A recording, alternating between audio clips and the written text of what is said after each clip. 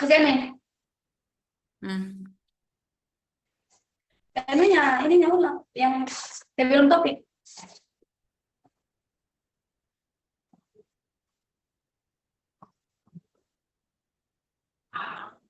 Assalamualaikum warahmatullahi wabarakatuh. Baik, Assalamualaikum warahmatullahi wabarakatuh.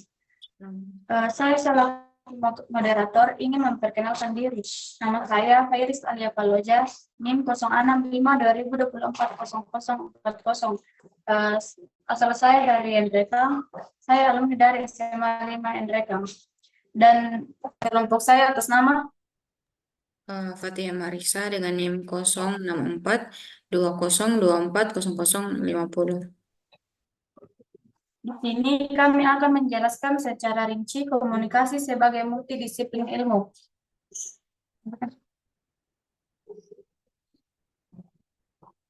Dan topik yang pertama itu adalah pengertian, kedua komunikasi sebagai multidisiplin, ketiga pakar cabang multidisiplin, dan keempat kesimpulan. Eh, dan akan dijelaskan oleh Fatia Marisa, kepadanya dipersilakan. Baik, terima kasih atas kesempatan yang telah diberikan oleh moderator.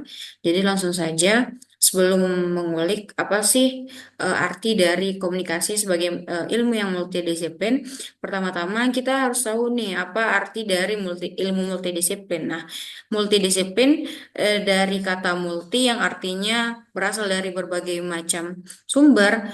Multidisiplin berarti ilmu yang mengintegrasikan berbagai disiplin ilmu untuk memahami dan menganalisis proses dalam konteks yang beragam. Artinya, ilmu multidisiplin itu tidak hanya berkembang pada satu satu pilar saja, namun dibutuhkan beberapa ilmu lain untuk mendukung perkembangan ilmu tersebut. Kemudian, karena membahas komunikasi, emang komunikasi itu ilmu multidisiplin. Nah, sebenarnya ilmu komunikasi itu merupakan ilmu monodisiplin yang berketerbalikan dari makna multidisiplin. Monodisiplin dikarenakan pada sebelumnya itu komunikasi lahir atau berinduk dari ilmu politik. Ilmu komunikasi itu merupakan pengembangan dari dari studi retorika dan jurnalistik. Kemudian seiring dengan selanjutnya. Kemudian, kenapa sih bisa menjadi multidisiplin? Ada beberapa aspek-aspek yang mendukung hal tersebut. Nah, yang pertama, perkembangan di bidang genetik dan teknologi. Nah, seiring dengan berjalannya waktu, perkembangan di kehidupan itu semakin terjadi sehingga eh, semakin diketahui bahwasannya ilmu komunikasi itu tidak hanya eh, harus ditinjau dari beberapa aspek seperti ada komunikasi verbal dan non verbal yang sangat berkaitan dengan bahasa tubuh. Nah, hal itu bisa berkaitan dengan ilmu psikologi. Kemudian yang kedua, ilmu komunikasi menyentuh semua aspek kehidupan. Nah, mengapa demikian? Karena manusia merupakan makhluk sosial pasti akan melakukan kegiatan komunikasi. Nah, hal itu yang disebutkan bahwa komunikasi menyentuh semua aspek kehidupan.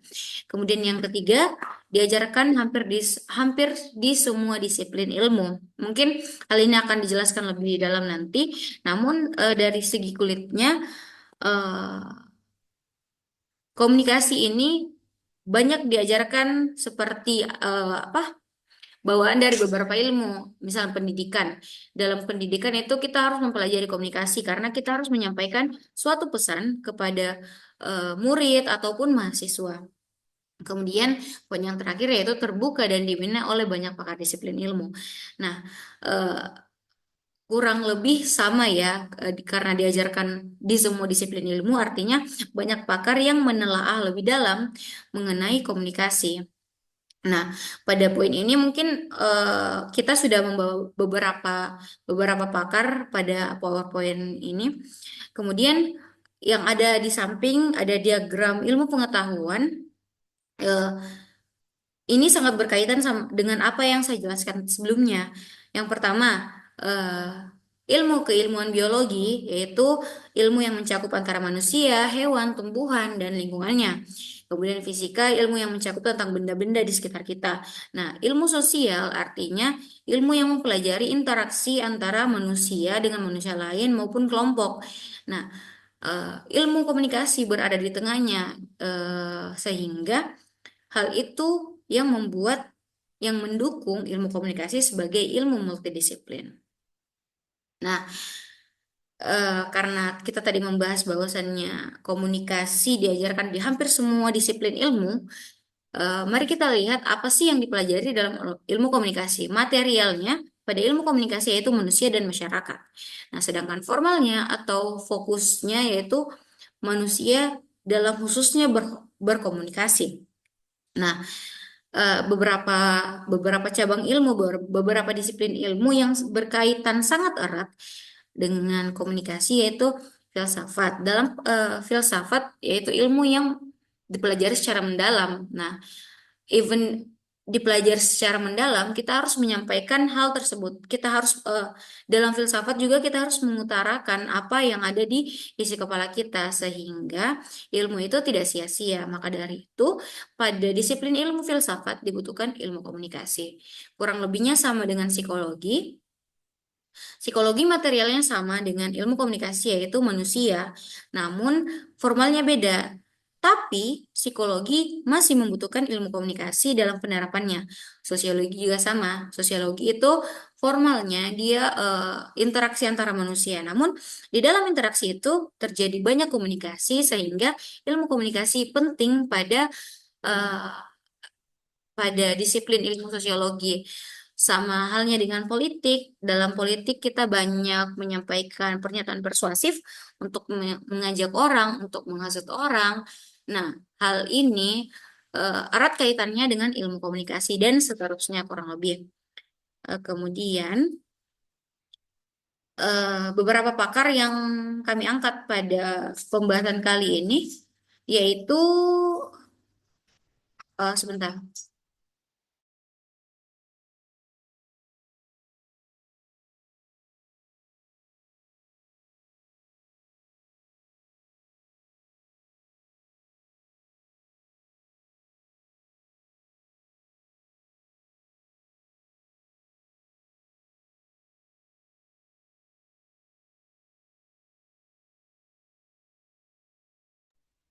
Nah, selanjutnya pada pembahasan pakar yang berkaitan dengan ilmu komunikasi sebagai multidisiplin.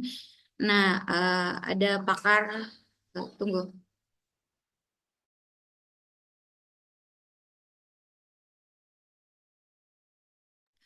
Ada pakar bernama John Dewey.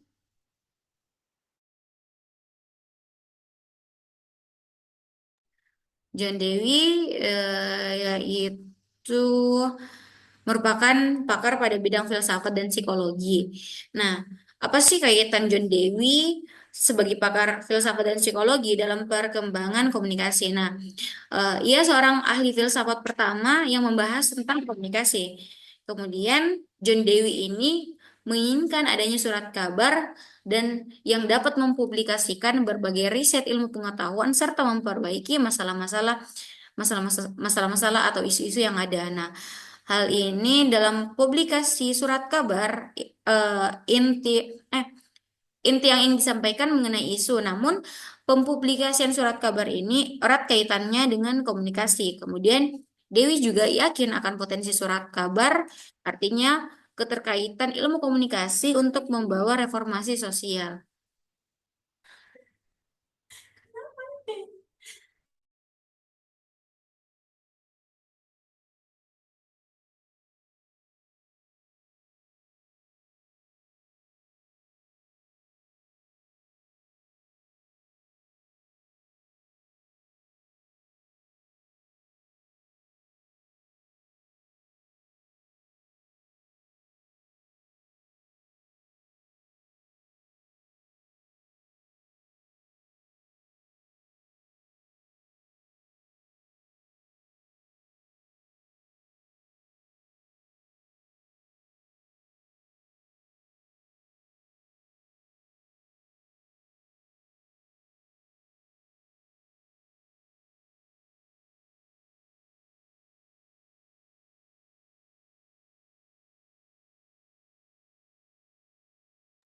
Nah, selanjutnya George Habermas, yaitu pakar pada bidang filsafat dan sosiologi.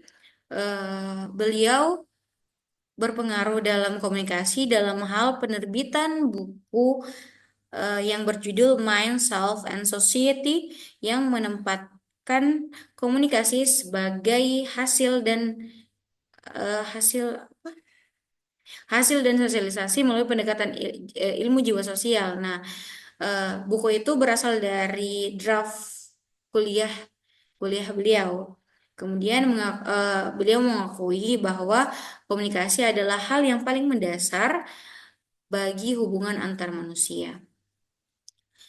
Kemudian pakar lainnya ya pada bidang psikologi yaitu Kurt Lewin, ya Kurt merupakan seorang ilmuwan Jerman yang mengajar di Universitas Berlin dalam bidang psikologi.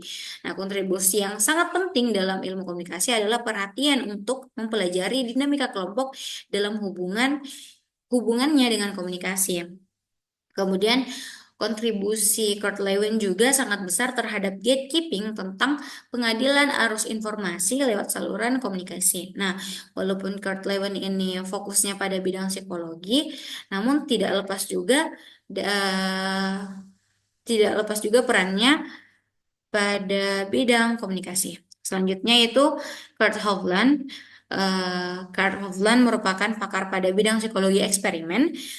Kurt merupakan doktor dalam bidang psikologi eksperimen di Yale University dan pernah bekerja di kantor penerbangan Angkatan Perang Amerika di Washington dengan mempelajari pengaruh film terhadap moral tentara yang nantinya eksperimen Howland ini banyak digunakan dalam studi komunikasi persuasif. Artinya, apa? Eksperimen yang dilakukan oleh Card ini menjadi bahan pertimbangan, bahan studi, dan bahan pembelajaran bagi ilmu komunikasi. Card juga mendirikan program komunikasi dan perubahan sikap di Yale University dan menerbitkan beberapa buku, yaitu beberapa contoh yang kami bawa yaitu Experiment on Mass Communication pada tahun 1949 dan Communication and Persuasion. Nah, kemudian ada juga Charles Horton Coley, yaitu siapa tadi? Ah, merupakan siswa dari John Dewey. Nah, Charles Horton Coley ini dia merupakan pakar di bidang sosiologi, yaitu ilmu yang mempelajari interaksi manusia.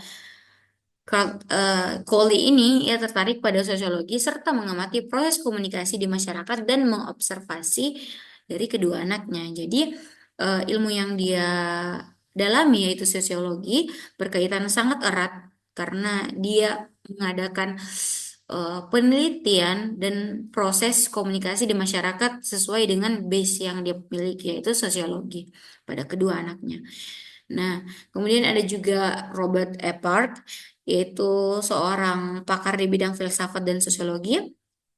Robert pernah menjadi wartawan selama 11 tahun di New York City yang mencoba melihat bagaimana sih jurnalistik yang memiliki kekuatan untuk menciptakan perubahan sosial di US. Artinya dia mempelajari bagaimana proses komunikasi berpengaruh dalam menciptakan perubahan sosial.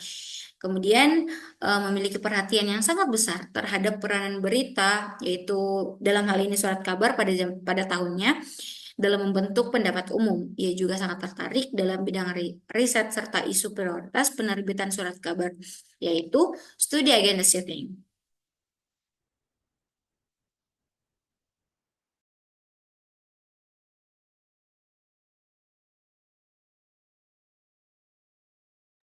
Selanjutnya, Fairis mungkin bisa dilanjut.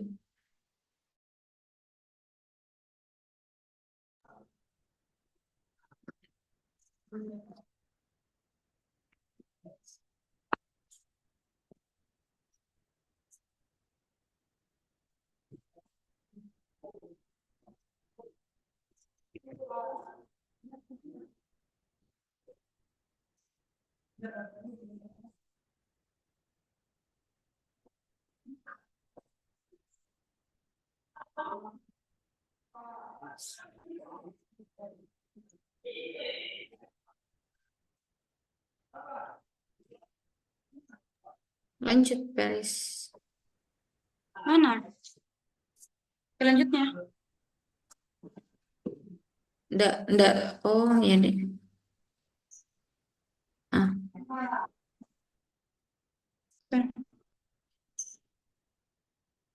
Baik, selanjutnya Norbert Wiener, pakar matematika.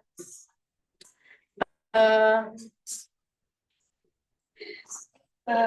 Norbert Wiener, putra seorang profesor bahasa Slavia di Harvard University. Norbert Wiener merupakan salah satu profesor matematika terbaik di Amerika Serikat. Wiener memiliki kontribusi dalam studi komunikasi yaitu teori verbanetik yang membahas tentang kelanjutan arus informasi. Dilihat dari segi recording, encoding, storage, transmisi, dan diseminasi antara satu sistem dengan yang lain. Selanjutnya, Claude L. Shannon, pakar elektronika.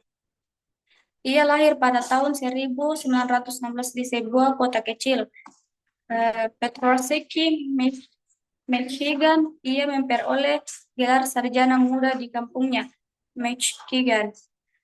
Dia meraih doktor di MIT.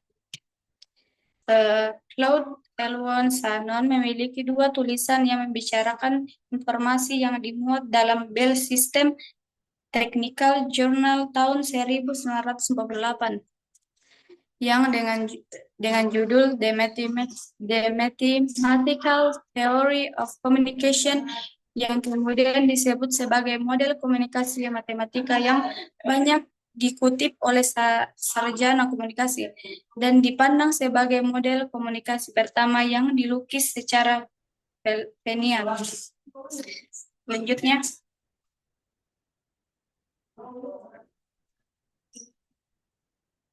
Cica selanjutnya.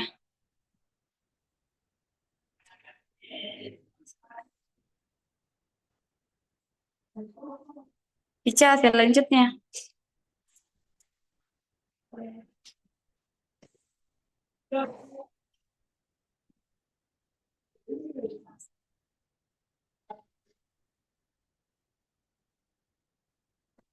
Cica.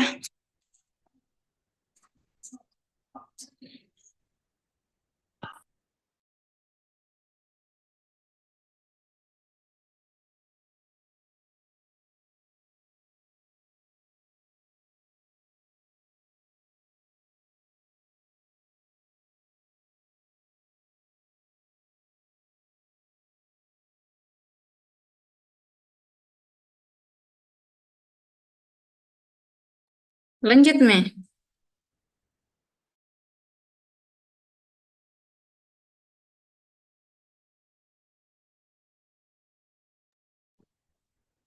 Baik, selanjutnya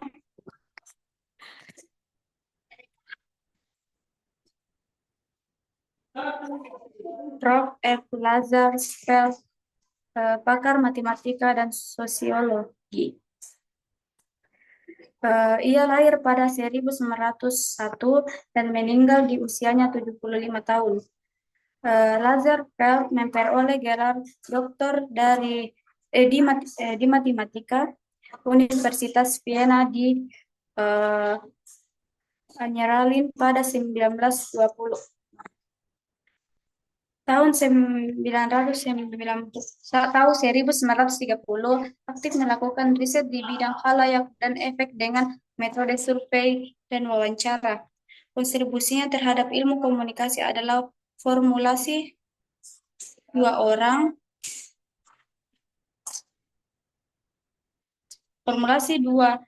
yang sangat kecil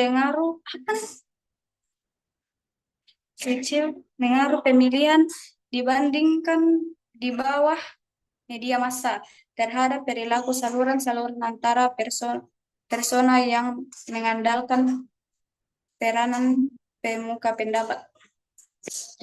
Selanjutnya, Libur Stripe, Wibul Sekrem, pakar kesusastraan, mendirikan lembaga pendidikan dan riset komunikasi di University of Illinois dan di Stanford University, menerbitkan beberapa buku teks bacaan, diantaranya Mass Communication 1949, The Progress and Effects of Mass Communication 1984, dan Mathematical Theory of Communication 1954, memprakarsai pengkajian komunikasi, pembangunan, dan kebijaksanaan komunikasi.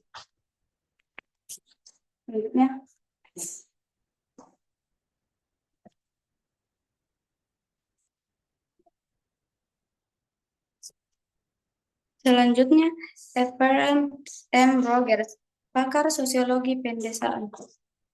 Nah, terlibat dalam berbagai riset komunikasi secara lintas departemen di Ohio University, membina jurusan komunikasi di Michigan State University, ketua departemen komunikasi di Stanford University, memimpin departemen komunikasi di University of New Mexico sampai wafat pada tanggal 2024. Pada tahun 2024. Menulis sekitar 25 buku komunikasi dalam berbagai aspek yang banyak dijadikan rujukan mahasiswa tingkat doktoral. Selanjutnya, Nora Sheikh Weber, pakar komunikasi.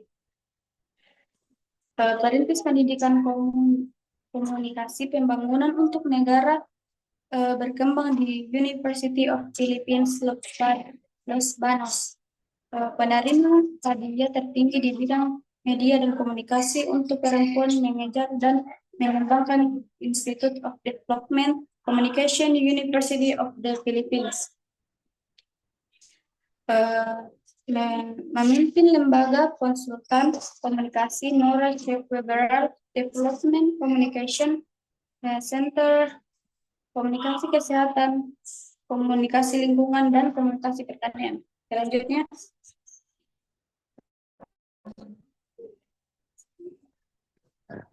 Selanjutnya, Astrid Sunarti Stolz, pakar sosiologi komunikasi. Dalam karirnya, ia pernah menjadi dekan Fakultas Ilmu Komunikasi di Universitas Padjadjaran Bandung 1971 sampai 1975. Astrid Sunarti lahir di Makassar 4 Januari 1900. Lahir pada tanggal 1936. Semasa hidupnya pernah menjadi dekan Fakultas Publisistik di Universitas Padjadjaran di Bandung, guru besar sosiologi komunikasi di Universitas Indonesia, Kepala Biro Penerangan Ilmu Pengetahuan dan Kebudayaan Bappenas, Asisten Menteri Negara Perencanaan Pembangunan Negara, dan anggota DPR RI. Banyak penulis berbagai buku-buku tentang komunikasi yang banyak menjadi acuan para mahasiswa komunikasi di Indonesia, seperti komunikasi teori dan praktek, filsafat komunikasi dan pendapat umum, The Mass Communication System in Indonesia, dan lain-lainnya. Selanjutnya terakhir, Muhammad Alwi Dahlan, pakar komunikasi. Lahir di Padang, Sumatera Barat 15 Mei 1933 dan merupakan orang Indonesia pertama yang meraih gelar doktor di bidang ilmu komunikasi dari Amerika Serikat. Mantan Menpan di Kabinet Soeharto yang selama menjadi mahasiswa perannya di bidang komunikasi sudah terlihat dengan aktif mengembangkan kegiatan penulisan dalam penerbitan kampus yang akhirnya mendirikan Ikatan Pers Mahasiswa Indonesia.